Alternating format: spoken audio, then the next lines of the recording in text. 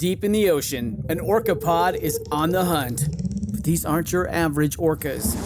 These guys are organized. Marketing team, did you get those social media posts scheduled for the SEAL migration? Aye, Captain. We even have an automated notification for all pod managers when they go live. They use Monday.com to keep their teamwork sharp, their communication clear, and their goals in sight. Monday.com. For whatever you run, even orcas. Go to Monday.com to dive deeper.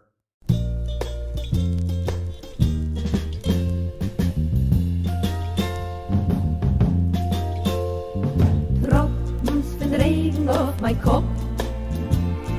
Hinten via Deckbus ist die kleine Fahrt beim Top. Geht mir kein Sach mit, die Tropfen von Regen auf. Hey everyone, welcome to Kill Me Now with Judy Gold. I'm your host, Judy Gold, and I want to wish everyone a happy, healthy New Year, as I did last week. These days in between Rosh Hashanah and Yom Kippur, we're supposed to be really reflective about, things we want to change, the mistakes we've made.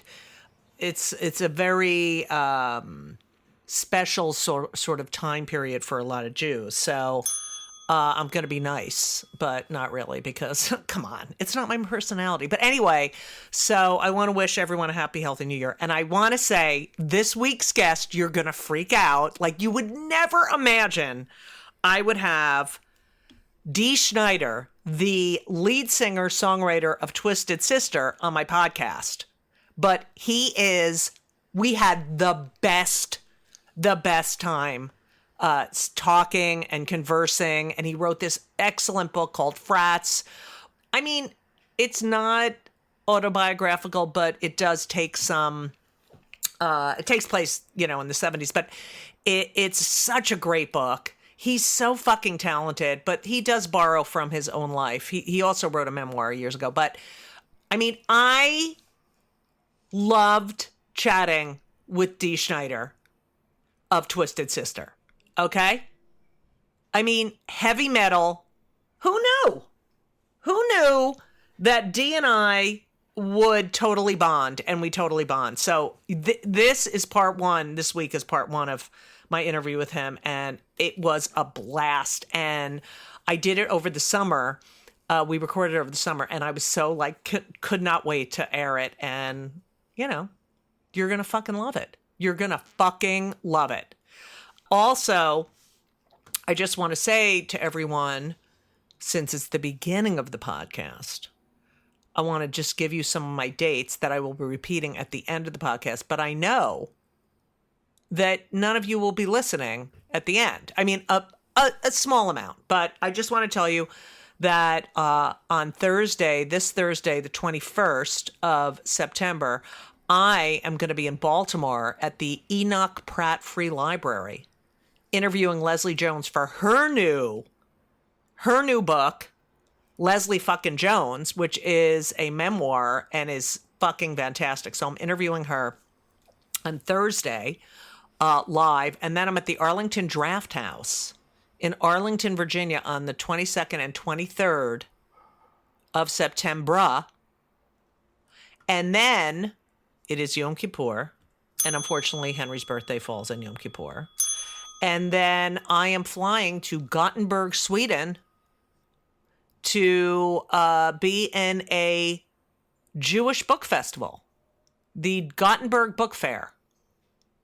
Okay? So I'm going to be in Sweden from the 27th through the 30th, coming back on October 1st, and then I'll be back in the United States of America. I like to live in America. Okay, by me in America. For a small fee in America. Something. America. Anyway, so, yeah. And then let's see where else I am. Oh, I will be back in P-Town the week of October 9th for Women's Week. Women's Week, I'm there Monday, Tuesday, Wednesday, 9, 10, October 9, 10, 11. I'm off on Thursday. I'm there Friday and Saturday, the 13th and 14th at 7:30 p.m. It's going to be a blast. And when I say a blast, I mean a blast. And then, yeah, I've got the Sunshine Cathedral in Fort Lauderdale on October 21st. And then, just added, Soul Joe's inside Sunnybrook in Potsdam, Pennsylvania on October 28th. And podcast guest Liz Glazer will be opening for me. And let me tell you something. She's fucking hilarious. Okay? Then I will be at the Marcus JCC of Atlanta November 11th. Okay? So I got a lot going on. Thank God, because I'm getting my knee replaced on November 20th. So I need to make the money before I'm invalid. But anyway, that's it. I don't know, I don't know what to say. I do miss watching the U.S. Open. I'm having a little depression. Not depression, but, like you have the seasonal affective disorder, I have the sports affective disorder. Like the tennis affective disorder. But I was watching the Davis Cup. But it's weird on the Davis Cup when they bounce the ball and the ball hits the ground, it makes a noise. Like it's a weird surface. So it's annoying me. So I got to watch it with the volume down.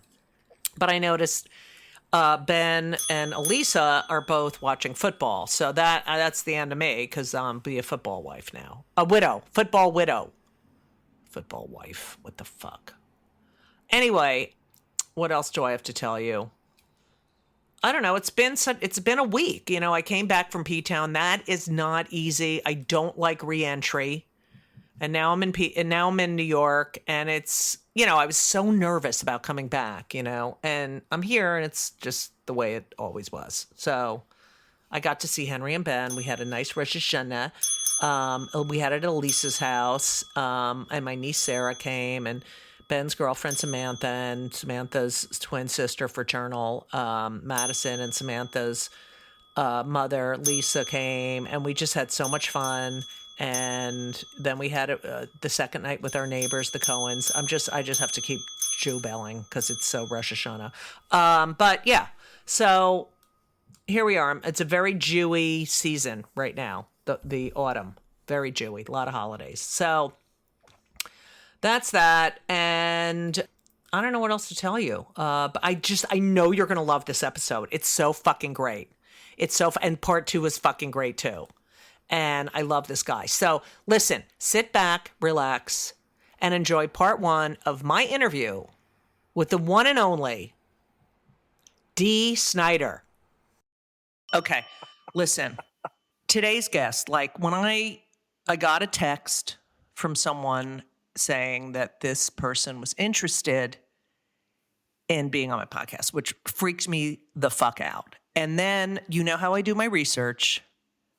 I knew our guest one way as a child who grew up in the 70s, but reading about his life, it is layered and fascinating and unexpected. And I am so excited.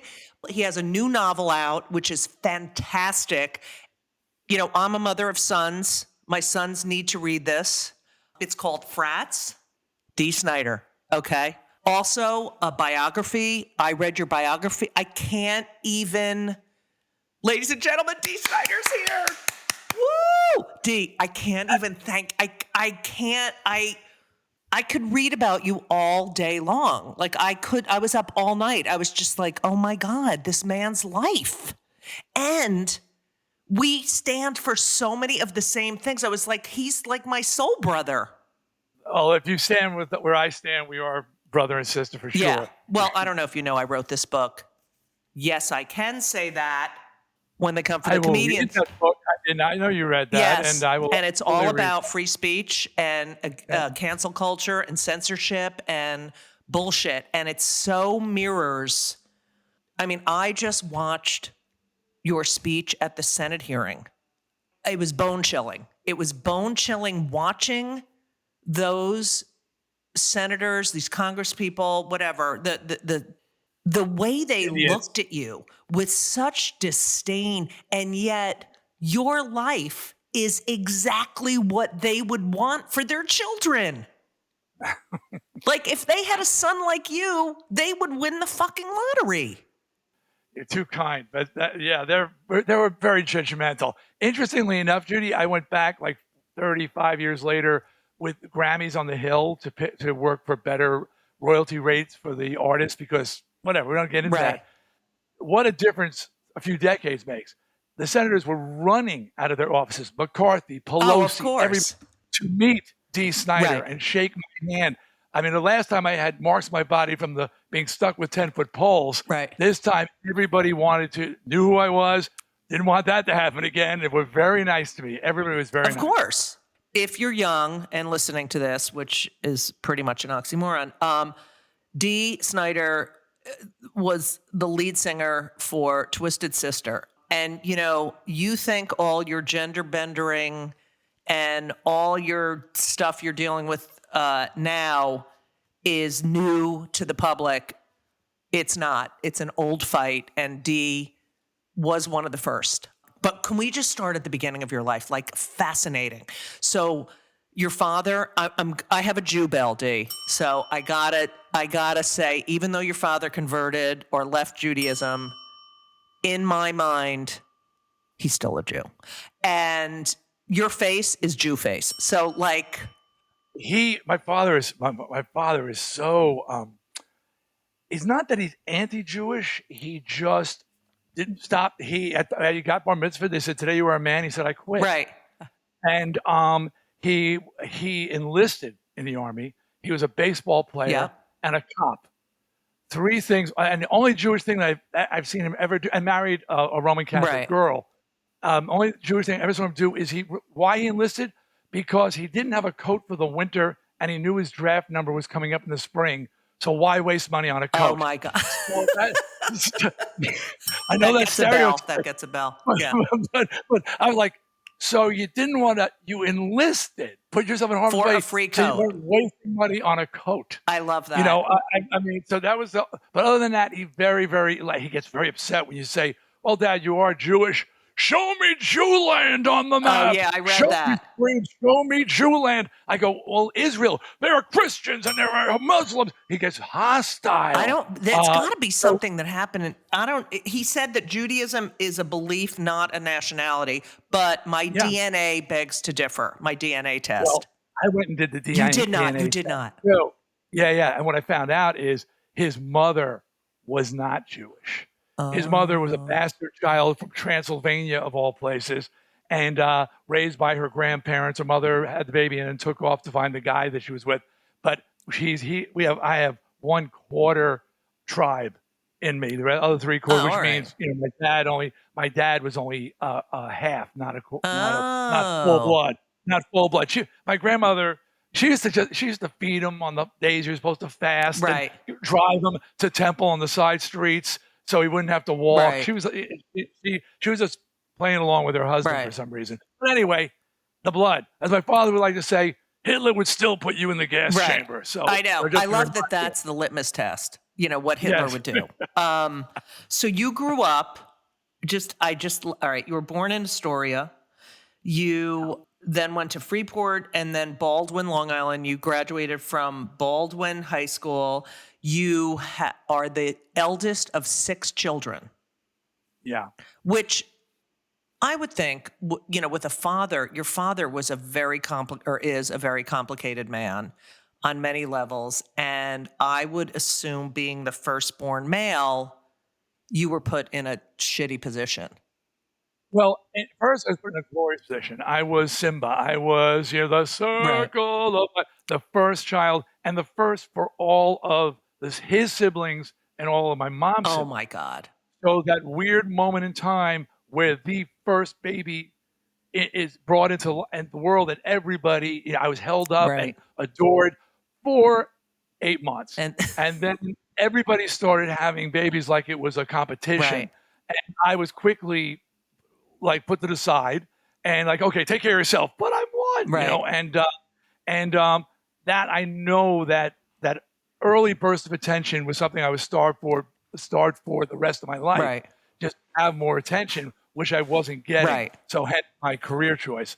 But yeah, so for a brief moment, and he still, my dad wanted to be a baseball player, but he, his father made him work in the store and all that stuff. So he was playing catch with me all the time, and he used to call me Duke Snider, and and I had some athletic abilities. He was so proud. And then at 13, I quit Little League and joined a rock band.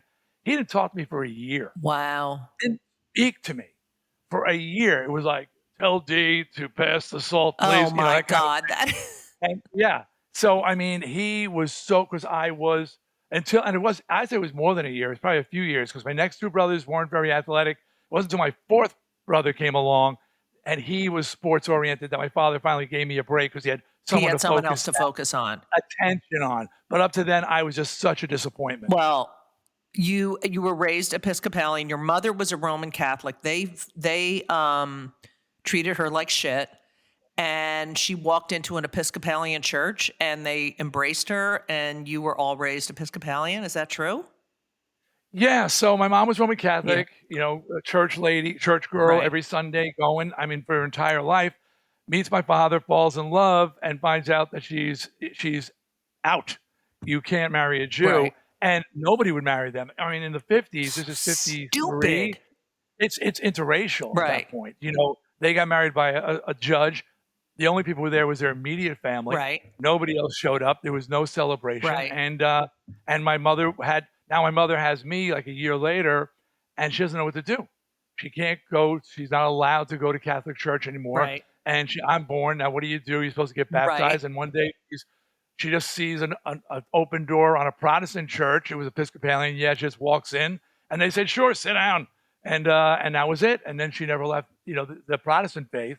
And my father just stayed home on Sundays, and he didn't care about religion at all. Right. So let my mom do her thing. I like the Episcopalian church. I think they're open, and I think it's a great denomination of Christianity, don't you? Well, Protestants as opposed to Catholics. Right. So there's Protestants. Catholics are fear of God. The Protestants are the love of God. Right. Hence the empty Protestant churches. In the Catholic Church, you go to hell if you don't go to church on Sunday. In the Protestant Church, come if you want to, come, and they're empty. Right. So and I sang in the church choir until I was 19. I love that. You all right. I don't think people know this about you. Your God-given talent. Well, I don't know if it's God-given. Who the fuck knows? But I don't know if there's a God. But It's a phrase. I'm with you. You were all right. So you sang in church choir. You were in all-state chorus. You were in all Eastern Seaboard choir, which is fucking amazing. And can you tell the story about your choir teacher and how they realized how talented you were, Mrs. C, whatever the hell her name is? Well, Miss Cirillo, Mrs. Cirillo was my elementary school choir teacher. Right. And that was like a turning point for me, being, starved for attention that I was not getting. In fifth grade or sixth grade, I think it was fifth grade, I auditioned for a solo in the Glee Club. And in elementary school, people, you remember, everybody sings. Right. We all sing. I think Glee Club was the earliest days of like everybody gets a trophy. Right. It was like, didn't matter if you could sing or not. Everybody just up there and it's all great. And they're testing for a solo, and I start singing, and she stops playing the piano, and she turns to her accompanist and says, "This boy sings like a bird." And I was like, "What?" And I got the solo, and that was the first time I said, "Wait, I can sing." Wait, so that Okay, was cool. before that. You had no idea of your talent. You were not aware of your talent. No, because everybody sings. We all get a trophy. Right, but everybody's singing. I sing in church and singing, but I didn't know that my voice was special or great, and the ovation I got at the end of that first solo in fifth grade was what I said, I need to do this. Right. You said, which is so similar to getting the first laugh, that you walked out to do your solo, but you were late. You didn't realize you were late. Yeah. And the audience starts going nuts. And that's why I got the ovation. I didn't even open my mouth yet. I missed my cue when I was hanging out backstage waiting, and the choir is vamping. They're just going around and around and around. Finally, after 3 minutes, I walk out and the place goes nuts. I'm going, this is what it's all about. Right. I love that.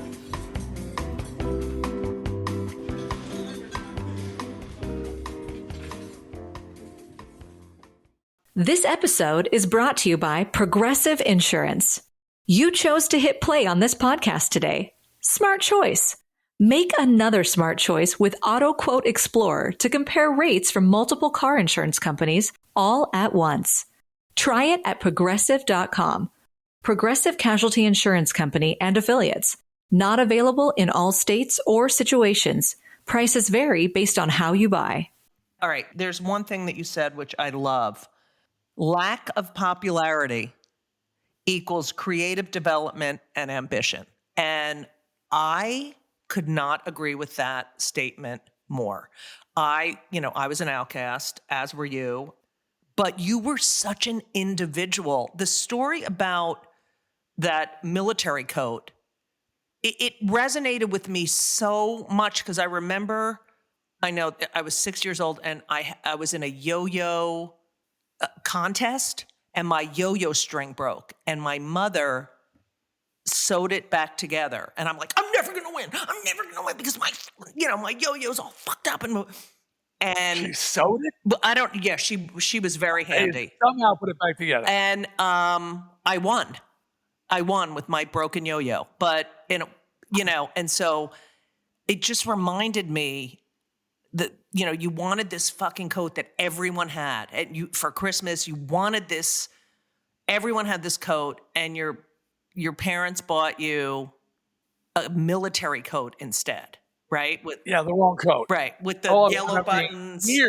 It's years until I wore that coat to school, and suddenly everybody was like looking. Everybody was paying attention to the attention factor.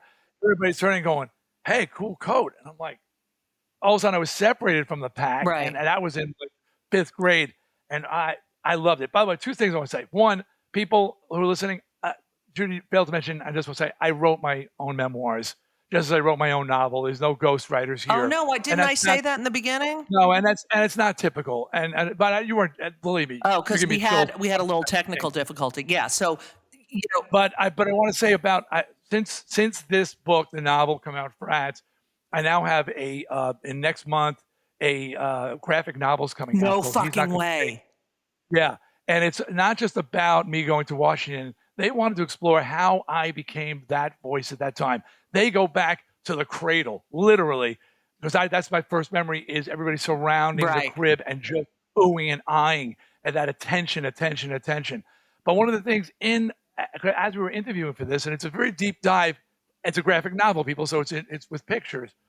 I realized at that moment, which you read about in the book, where I moved to a new school, and I was kind of a cool kid in my first school in Freeport, and the first day of school, I pick a fight with the toughest guy in school. Oh, yeah, I love that. In front of the whole school, literally, Hammy Hamburger picks me up off the ground and throws me into a wall through the air. Right. This guy was like left back twice already, so we had a mustache in 6th grade. Throws me through the air, and that was and I became just a clown at that point. But I realized doing this interview that if I had beat Hammy, I would have been the hero.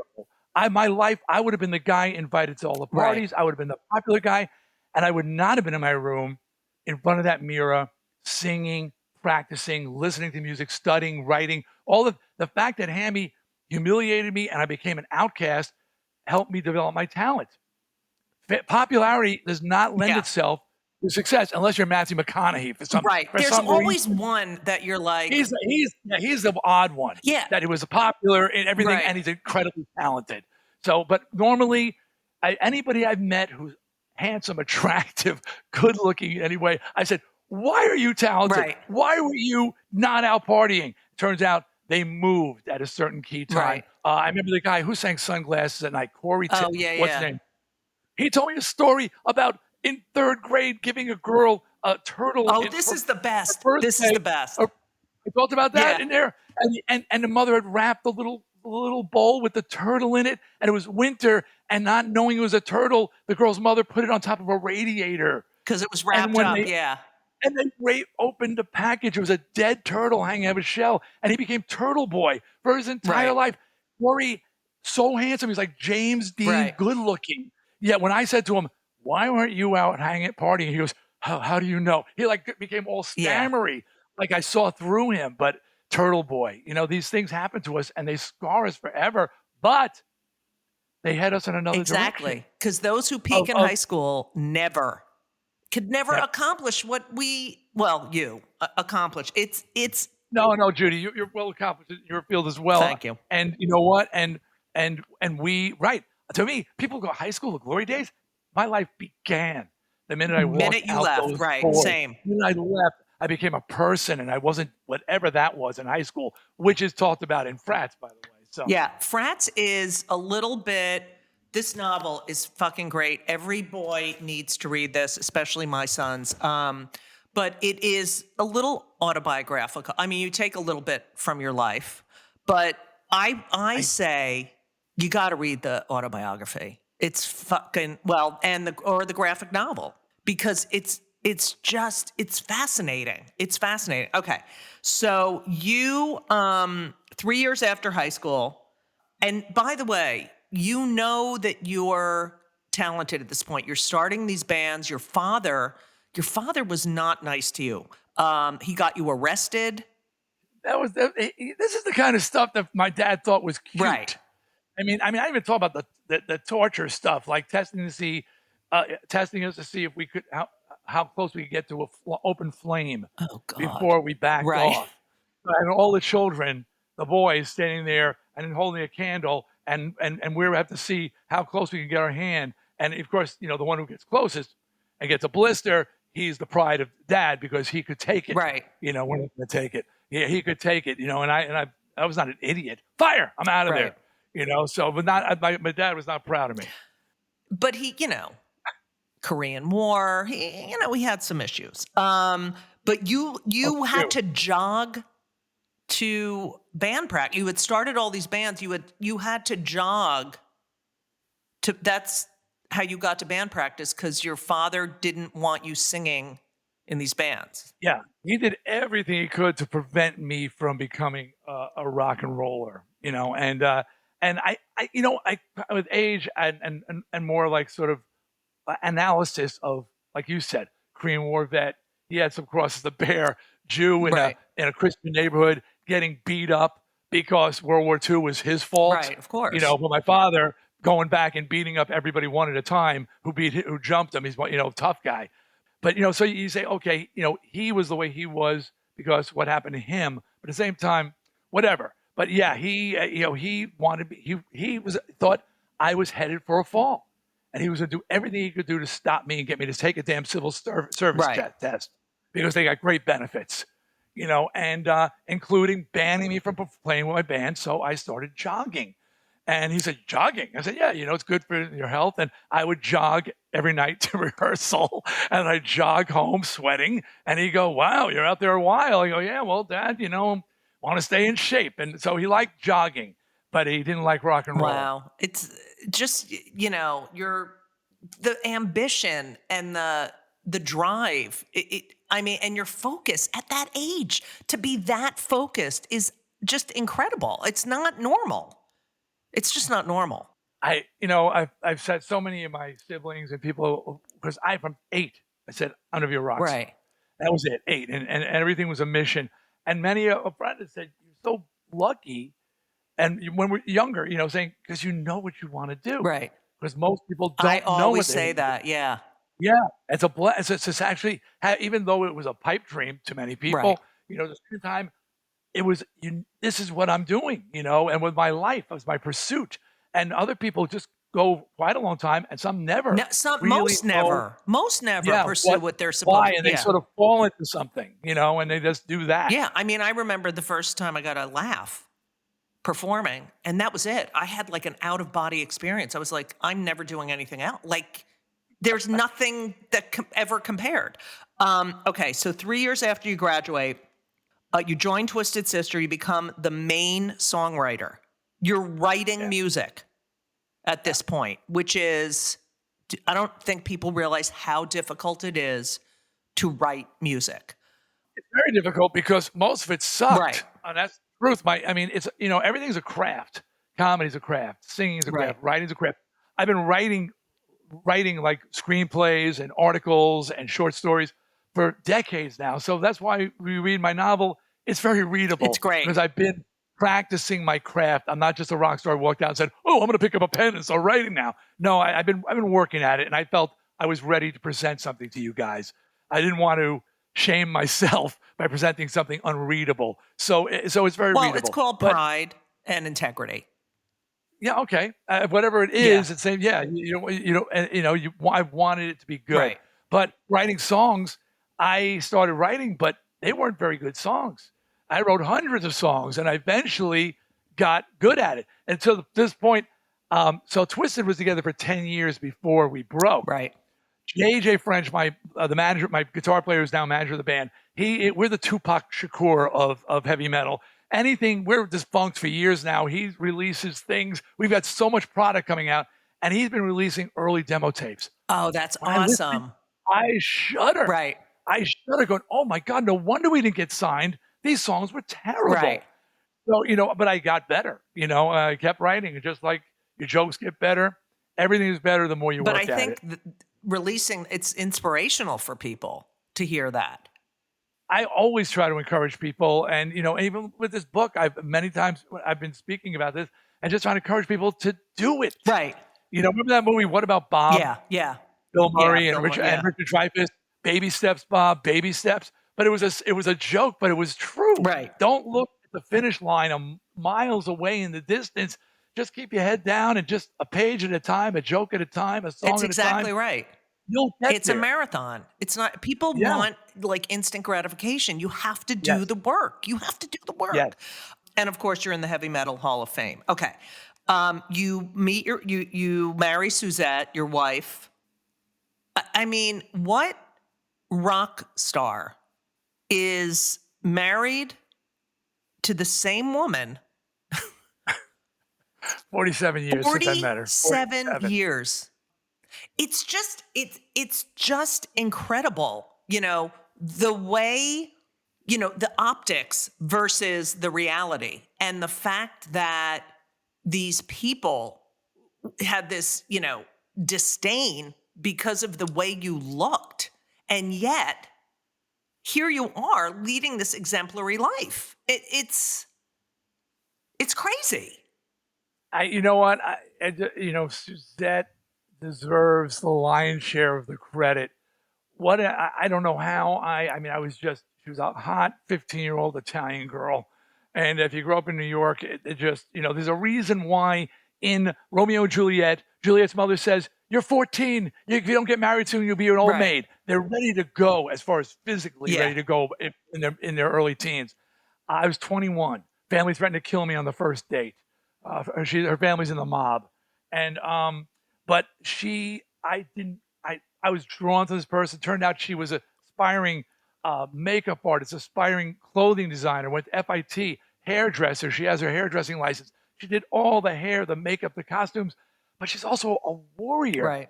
I was just saying the other day, we were together and we had a baby, and then I got a record deal and I just left. I was gone 9 months out of the first year of my son's life. And I never even said to her, are you cool with this? I just assumed she was cool with it because she was a part of what I was doing. And she never cried uncle once. I mean, she just, it was like whatever it's going to take. And, and that's really miraculous, because looking back, I realized I was very, very self-focused, self-centered. And, and look, I'm a narcissist, no doubt about it. I'm a domesticated one, and I've learned how to function in society. But the fact of the matter is, I was just on this mission you talk about. But, and anybody who got in the way was almost like collateral damage. Right. And the fact that she stood with me and toughed it out. And then there was 2 kids. Then there was 3 kids. Then 4. And I'm hitting the road, And I mean, if Suzette wasn't so strong and so resourcable and all supportive and also whip me into shape. Right, smart. I mean, I talk about this all the time. I come off the road and I was like float into the house. I am a god. Right. And she'd go, empty the diaper pail. It smells like shit. And I was like, what? I'm a god. Right. She goes, empty. Yeah, you're a god. It smells like shit. I remember she was on. We did Celebrity Wife Swap. I did Celebrity Wife Swap too. I have that on my notes. Yeah. Yes, and she swapped with Flavor Flav, and boy, Flavor Flav when when we saw each other, he said, dude, she's crazy. I said, well, you should have just listened to her. Because she's like, we leave our cool at the door. You come home, you're my husband. You come home, you're their father. You go out that door, yeah, you're a rock star. You go out that door, you're Flavo Flav. Right. Take off the damn clock. And at one point, she didn't show this in the show. She leaped on his back and started choking him out. Wow. Because he wouldn't put the phone down. But he said afterwards, after that celebrity wife swap, that he started spending more time with his family. Well, that's what Suzette's about. You're just like, you're a father. Be a father. Right. Be a part of this family. We had this. You talked about, us being exemplary examples. Every night the family had dinner together. They say that's one of That's the so key important. things. Every night, sit down and have a meal together, and that was like just it, right? And that is so important. But anyway, Suzette schooled Flav. He loves Suzette now. That's good. Now, but Suzette's a tough chick. But it took a tough chick to be with me and to keep me from getting too crazy. Right. She brought me down to earth. I love that. I love that.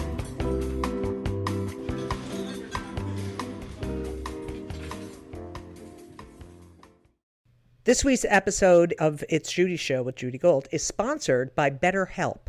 And if you know me, which I think you do because you're listening to my podcast right now, you know that I am a big advocate for therapy. I think it benefits everyone. I think there's so many people who need it, who don't partake. It is so important for your emotional health and well-being.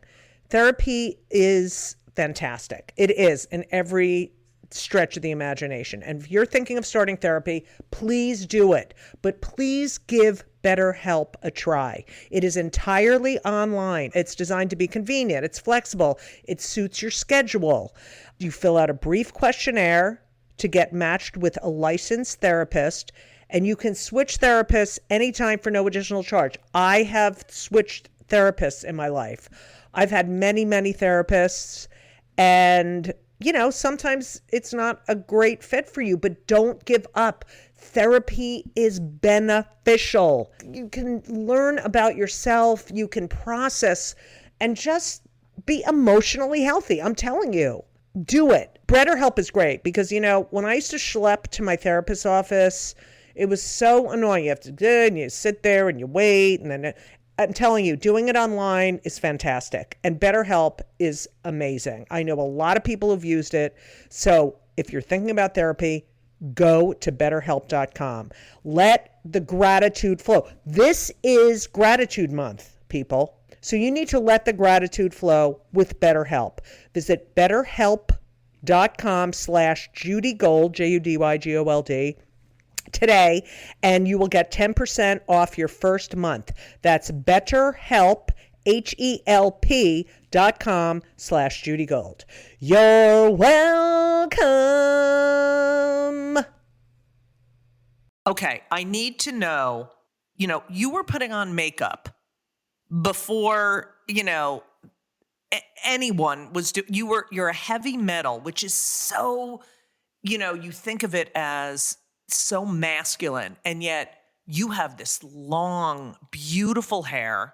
You have makeup on. You're in drag before any of these people who now claim to be there was no Motley Crue. There was no hair metal. There was no glam. But we came out of the early 70s fans of David Bowie, Alice Cooper, and the New York Dolls. New York Dolls, which I didn't realize at the time, New York Dolls, famously in their album cover, they all have women's makeup on. But apparently they just did that for the album cover. And it sort of, I just like, that's what we got to do. We got to wear makeup. Apparently when they were on stage, they didn't do that. But they were just trying to be defiant and crazy, and they were. So I was very experimental. Suzette kept pushing me to go farther. Wow. And it was so stupid. And I'm going to say something that's, of course, like, what can I say? And I say, remember, first of all, I just saw somebody said, when you talk to an old guy, you're going to expect them to say something inappropriate sooner or later. Right. And the older they get, the more likely they are to say something inappropriate because we come from a different time. Right. So Suzette would always, I had some rudimentary rouge, and little makeup on. And Suzette was like, why don't you wear lipstick? I'm not wearing lipstick. That's gay. Okay, now mind you, I'm wearing Daisy Dukes and a chiffon top. Like, that's where I draw the line. So she's like, She's like, come on, look, just a little gloss. So I'm like, all right, I'll put gloss on. So I put gloss on, and she gave me this long tray of lipstick. Started with clear gloss and ended with like blood red. So I was wearing clear gloss, and when the clear gloss ran off, next one was tan. I'm like, all right, I'll wear tan. So within a month's time, I'm like blood red, Right. and I was blood red for my career. Then she says, why don't you put on some nail polish? No, wearing nail polish. That's gay. Just put some black. Black's cool. All right, black turned to blue, turned to purple, turned red, turned to pink. And for 30 years, I wore pink nail polish. It's because Suzette. And then you say, you want to have long hair? Well, we're bleaching it, and we're doing this to it. And she's the one who created that insane, Louis the 14th hairdo. It was majestic. Yeah, I mean, you could not. You walk in a room, no one's looking anywhere else. I mean.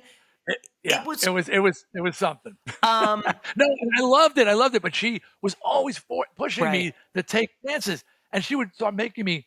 I wanted to dress, feminine. She would make me these clothes. The guys would say, "Aren't you embarrassed to wear that?" But it was like, well, she made it, so I'm wearing it. So whether it was a one shoulder fringe with a long white sleeve or a feather boa on a little shorty top, I'm out there on stage prancing around, getting in fights every night because people would call me gay. What do you mean I'm gay? So it's weird. It was a weird thing crossing those lines, and yet same time being very concerned that I was that people didn't think I was gay. Right. Oddly. So I mean, it's just a weird. It's a weird thing, but I grew and learned. And she's a genius. She is a genius. And she was brilliant. And she continues to be. I mean, even like our logo and all these things, she was just this source of creativity. And she didn't want anything to do with me. By the way, she didn't want to go out with me. I stalked her like a wild animal. But now she realizes it was really meant to be. There's so many. How do you get that marriage of talents together? Someone who wants to dress up and do this, and you have someone else who's ready to dress people up and send them out there to find fame and fortune. So you okay? So you're 30 years old. First of all, did you have any idea "We're Not Gonna Take It" would be an anthem for so many different causes, groups, and sort of my generation. I was born in 62. It's actually transcending now, all that. So I wrote it. I said, this is a hit. I knew it was a hit. But I didn't think hit in the term of crossing over musical genres. I didn't think of a hit in terms of 40 years and the song is still matters. As a matter of fact, so relevant. It's almost a folk song at this point. You go anywhere in the world, I swear, if I went to the deepest, darkest corners of Africa and said, we're not going to take it, the tribes would respond, no, it's an anthem we ain't going to take for it. everyone. Everybody knows it. And it's almost like a folk song at this point and everybody uses it on both sides of the aisle. It's crazy. Like a QAnon, it's their soundtrack for every new stupid YouTube video. But then on the left, everybody's singing it too, and that's where I'm going. Yeah, that's where it's supposed to be. That's not where it's supposed to be. You actually asked when Paul Ryan was running as vice president. You asked him to stop playing your song on his campaign trail. I asked him to stop. John Rocker, it was a relief pitcher in the 90s, I read this, and he was using "I Wanna Rock," and then he had this Sports Illustrated article came out where he was just slandering New York. It was racist talk. It was crazy. And I called him up and I said, you got to stop. You got to stop. And the same thing happened with Trump. Yeah. I knew Trump before he was running for president, and we were on the Celebrity Apprentice and everything. We did charity events together, and I got along great with him. The old code of you don't talk about religion, politics, or sports. That's, we spent time. It's fine, great. Hey, calls up, says, hey, I'm running for president. Can I use "We're Not Gonna Take It"? Raise some hell, Donald, raise some hell. And all of a sudden he opens his mouth. Right. And I'm seeing, which I don't believe, by the way, he stands for. He's absolutely a man, not. Just all he's doing is selling a product, finding an audience, someone to buy his product, and he found it in the deepest, darkest recesses under rocks. First of all, these people, he hates these people. They wouldn't be seen in Mar-a-Lago dead. And it's the fact that, first of all, I know a gay wedding he attended.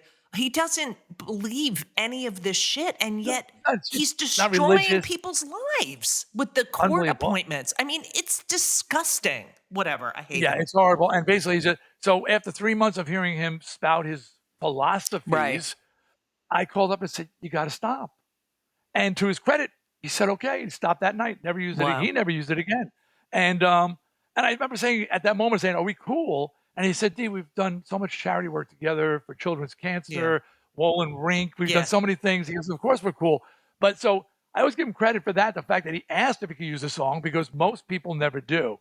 They just start using it. And then when I asked him to stop, he stopped. Right. So that's kind of the only thing positive I can say About him, yeah. about him. So you're 30 years old. You have one child. You're a huge success. Tipper Gore and what's her name? Susan Baker. Yeah, Baker. Go after. They wanted to put a generic warning label on all the. I'll never forget this. It's such a big moment of. But it was worse than that, Yeah. Judy. Originally, they wanted a breakdown. Original concept was not generic. It was O for occult. Oh yeah. V for violent. It was V for violence. They had a bestiality, a B for bestiality, because Blackie Lawless said "fuck like a beast." So they had all of these different breakdowns that they want to assign to music as a rating system. Right. They settled on a generic label. You go. I beg people to please Google this. You go before the Senate. You walk in. I mean, the hair is just absolutely perfect.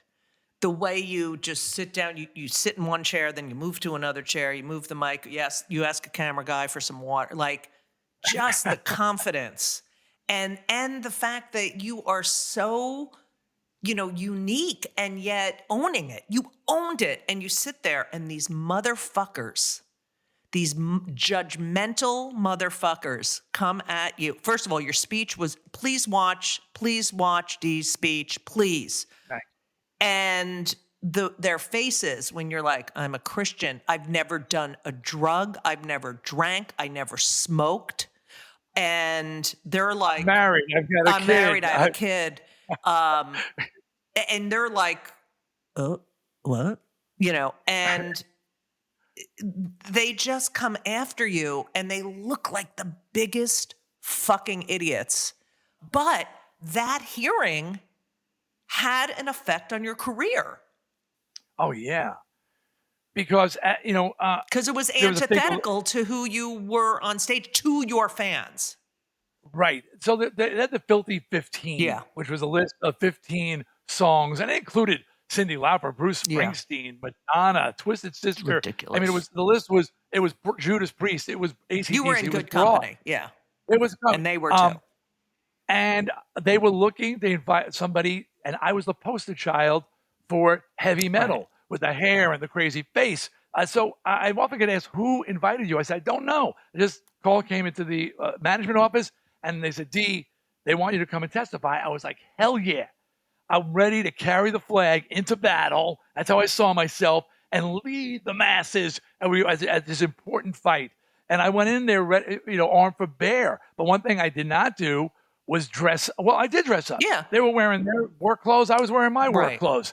I showed up in a cutoff vest and a cutoff T-shirt. And you took your jacket. You took it off. Yeah. I have, sleeveless. Right. Oh my God! Remember Michelle Obama?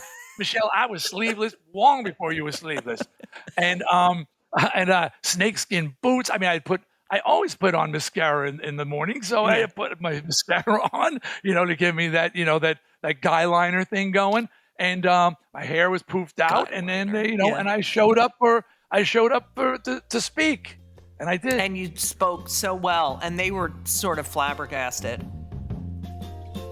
Thank you so much for listening to part 1 of my interview with Dee Snider. How fucking great is he? And how interesting is his life story? Come on. Part 2 is fucking amazing too. Anyway, and get his book. It's really good. I don't lie about books. It's really, really good. So I hope you loved it as much as I love talking to him. And again, just letting you know, if you are anywhere near Baltimore, I'll be at the Enoch Library, free library, interviewing Leslie Jones on September 21st. But then I'm in Arlington Draft House on September 22nd and 23rd. 1 show Friday, 2 shows Saturday, and it's going to be really fun. That's in Arlington, Virginia. Hey, Judy, you're so immature. Then I'm going to Sweden. If you're in Gothenburg or the Sweden area, I will be at a book fair until the 1st. And then I'm off to P-Town for Women's Week for my favorite Lesies. I'm excited. And then I come back and I go to Florida for the Sunshine Cathedral in Fort Lauderdale. And then October 28th in Potsdam. Is it Potsdam, Pennsylvania? It's Pottstown, Pennsylvania. I will be at Soul Joel's with Liz Glazer opening for me. It's just a lot going on. And then I'm in Atlanta, November 11th. And then I have my birthday.